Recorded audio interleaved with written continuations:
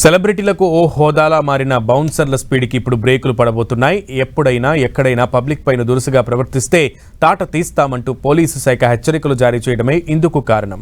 ఇంతకీ పోలీస్ బాసులు ఇలా కన్నెర చేయడానికి దారితీసిన పరిస్థితులు ఏంటి?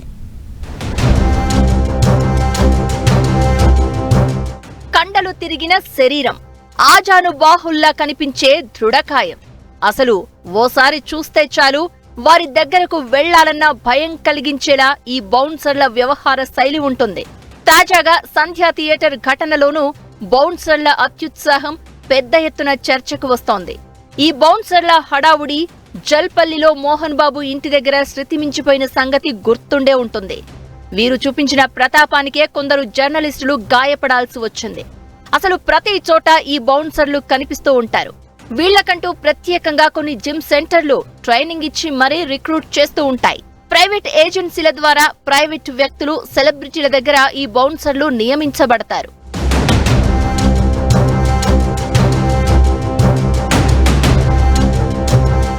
ప్రైవేట్ సెక్యూరిటీ ఏజెన్సీ చట్టం 2005 ప్రకారం బౌన్సర్ల రిక్రూట్మెంట్ జరగాలి.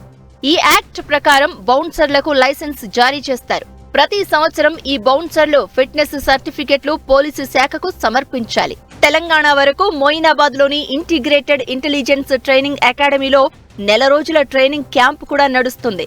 అయితే ఇప్పుడు ఆ చట్టంలోని నిబంధనల ప్రకారం కాకుండా ఇష్టారీతిన ఈ వ్యవస్థ తయారైంది. ఒకప్పుడు బాడీ గార్డ్స్ లో ఉండాల్సిన వీరు ఇప్పుడు బడాబాబులా బడాయితనం ప్రదర్శించడానికి ఉపయోగపడుతున్నారు. ఇలా లైసెన్స్ ఉన్న బౌన్సర్ బాడీగార్డుల సంఖ్య 5 నుంచి 10,000 మంది మాత్రమే అంటారు. పోలీసు సిబ్బంది కొరతతో కొన్ని కార్యక్రమాలకు సెక్యూరిటీ కల్పించలేరు. ఈ సాకుతో ప్రతి ప్రైవేట్ ఫంక్షన్ లో వీళ్ల హడావుడి ఎక్కువైంది. అయితే ఏ కార్యక్రమం అనేది లెక్క పెట్టకుండా పబ్లిక్ పై లాఠీలతో విరుచుకుపడడం వల్ల ఆయా సందర్భాల్లో జనం గాయాల పాలవుతున్నారు. ఇది ఎక్కువగా ప్రీ రిలీజ్ ఈవెంట్లు, మాల్స్ ఓపెనింగ్స్ విషయంలో మనం గమనించవచ్చు.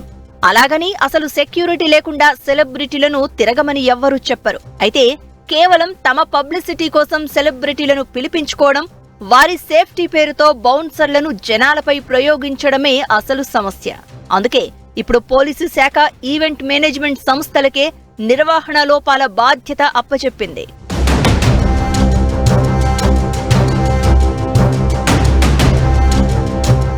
ఇక పబ్బులు, బార్లలో తరచూ గొడవలు తలెత్తుతూ ఉంటాయి. వాటిని అదుపు చేసేందుకు బౌన్సర్లను నియమించుకున్నా అక్కడ కూడా వీరి దౌర్జన్యాలకు బలయ్యేవారు ఉన్నారు. సైలెంట్ గా భరిస్తూ ఉండడమే తప్ప సాధారణ పౌరులు వీరిపై తిరగబడే సీను ఉండదు.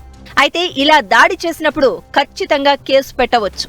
స్వయంగా పోలీసు శాఖే బౌన్సర్ల వ్యవస్థపై ఫోకస్ పెట్టింది. కాబట్టి రాబోయే రోజుల్లో బౌన్సర్ల హడావిడి తగ్గే అవకాశం ఉంది.